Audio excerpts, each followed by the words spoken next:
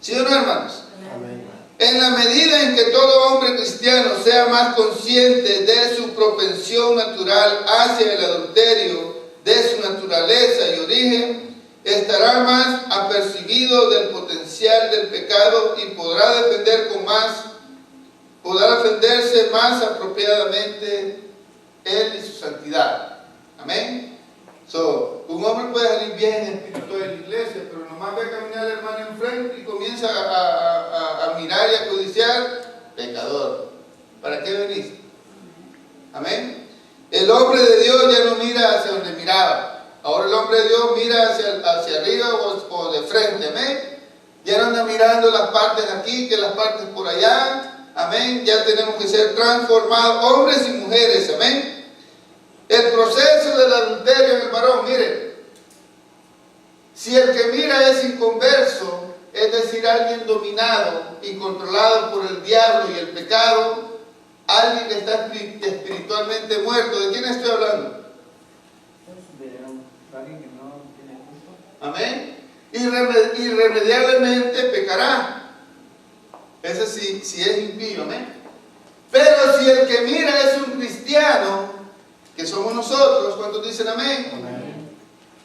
Es decir, alguien a quien Cristo ha dado vida espiritual y que es gobernado y controlado por el Espíritu Santo. No me digas que el Espíritu Santo te está controlando, amado hermano, y tú me estás mirando a las mujeres y me las estás codiciando. ¿Cuántos dicen amén? Amén. Eso es lo que la palabra de Dios nos enseña, amén. Se producirá un choque entre el deseo de la carne y el espíritu, amén. Si eres cristiano y ves una mujer, hay mujeres que son muy bonitas, amén. Fue la creación máxima de Dios, ¿sí o no?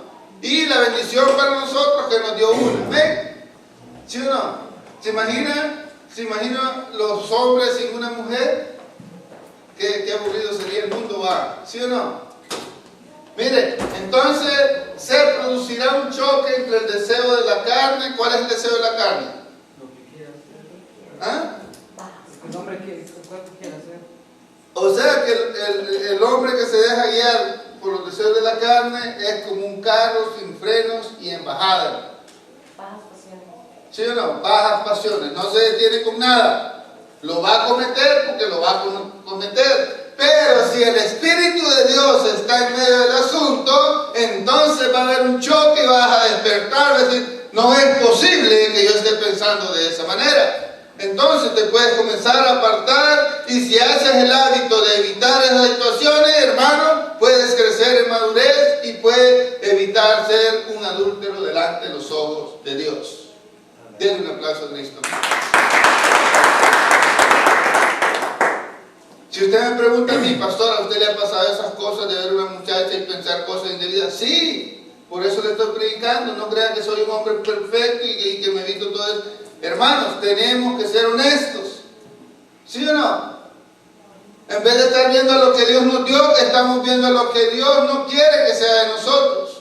Amén. O lo que Dios nos dio. El proceso del adulterio en el varón. Ahí estamos, ¿verdad? Romanos 7, 21, 25. ¿Quién era que decía eso? Pablo. Amén. Así que, miren, antes de llegar ahí quiero ver esto, amén. Habiendo aclarado esto, debemos dar un paso más y hablar brevemente del proceso del adulterio. El Señor dice que puede iniciarse con una mirada. La mirada puede llevar al adulterio, la mirada que puede llevar al adulterio no es aquella que resulta del simple acto de ver, sino que según el verbo griego usado por el Señor en el texto, es aquella que resulta de una contemplación especial, de un discernimiento cuidadoso de aquello que se mira. O sea, eso es lo que es la codicia, ¿ven? Cuando miras y te clavas y comienzas a pensar, y ¿sabes qué, hermanos? Amén. Cuando comienzas a ver a una mujer que está vestida decentemente, la quieres ver desnuda. Eso es codiciarla, eso es, amén, lo que es el pecado. ¿Sí o no, hermanos? Amén. Y es bueno aclarar que esto no quiere decir que se necesite de mucho tiempo. Es algo que toma unos breves segundos. ¡Pum! Un pensamiento pensamiento profundo y pecaminoso te arruina la vida. Amén. Pero si esa mirada nos llevara a pecar o no, es algo que se determinará en el plano de la mente. Amén. Romanos, ¿no estamos ahí? 17. Amén. Así que decía Pablo, mire, así que queriendo yo hacer el bien, hallo que esta ley, que el mal está en mí. Amén. ¿Cuántos reconocen que el mal está en nosotros? Amén. Pero si el Espíritu Santo también está en nosotros, hay una pelea entre la carne y el Espíritu. ¿Y quién debe de ganar, hermanos? ¿Y qué debemos de hacer como hijos de Dios para que el Espíritu sea un vencedor? O un más que vencedor en nosotros. Orar mucho. Orar y ponerse en verdad. Orar y ser sensibles a la voz del Espíritu Santo que nos instruye, ¿sí o no? Nos aparta, nos enciende los sensores cuando decimos bim, bim, bim. ¿Sabes qué? Yo me doy cuenta cuando de verdad me pasé del límite. Y no me digas tú, hombre de Dios, que tampoco no te das cuenta. Amén. Cuando tú miras a alguien más o ver si alguien te está viendo antes de mirar a algo es porque lo vas a codiciar. ¿Cuántos dicen amén? Denle un aplauso a Cristo. Amén. Ahora, ¿hay algún hombre que sea perfecto en esa área y que nunca se le escape un pensamiento? No lo hay. No lo hay. Amén. Siempre estamos ahí en la batalla. Amén. Pero el Espíritu tiene que vencer a la carne. Porque según el hombre interior, me deleito en la ley de Dios. ¿Qué quiere decir el hombre interior?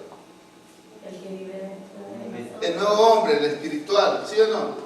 Pero veo otra ley en mis miembros. ¿Cuáles miembros está hablando Pablo? El cuerpo. Que se revela contra la ley de mi mente. O sea que él piensa en Dios, pero los miembros de su cuerpo piensan lo contrario, ¿sí o no? Y que me lleva cautivo a la ley del pecado que está en mis miembros. ¿Está entendiendo eso? Entonces, sabemos, hermanos, si Pablo, un hombre tremendo, hombre de Dios, para mí Pablo es uno de los ejemplos más grandes de la Biblia, ¿amén? En el Nuevo Testamento, ¿amén? Porque no podemos quitarle mérito ni a Moisés, ni a Josué, ni a los del Antiguo Testamento. Pero hablando de Pablo, hermano, un hombre que fue transformado, fue llevado al tercer cielo por Dios. ¿Cuántos dicen amén? Y miren lo que decía Pablo. ¿Cómo yo puedo decirle a usted, hermano, yo no caigo en ese error? ¿Amén? ¿Sí o no? O Dios dice, ok, este es mi hijo, no le voy a pasar nada que lo perturbe. ¿Es así? No, todos vivimos lo mismo, ¿sí o no?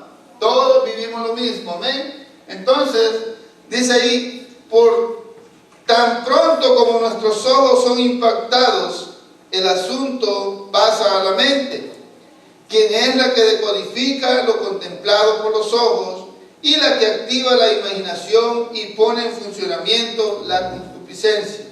¿Se da cuenta cuál es el proceso?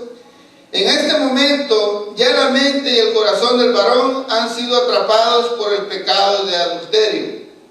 Pero si el encuentro fue casual, es decir, la mujer es una desconocida y no se dan las condiciones para establecer algún tipo de relación, es muy probable que todo quede en el nivel mínimo de la codicia y por tanto el hombre no sea movido a tomar ningún tipo de acción.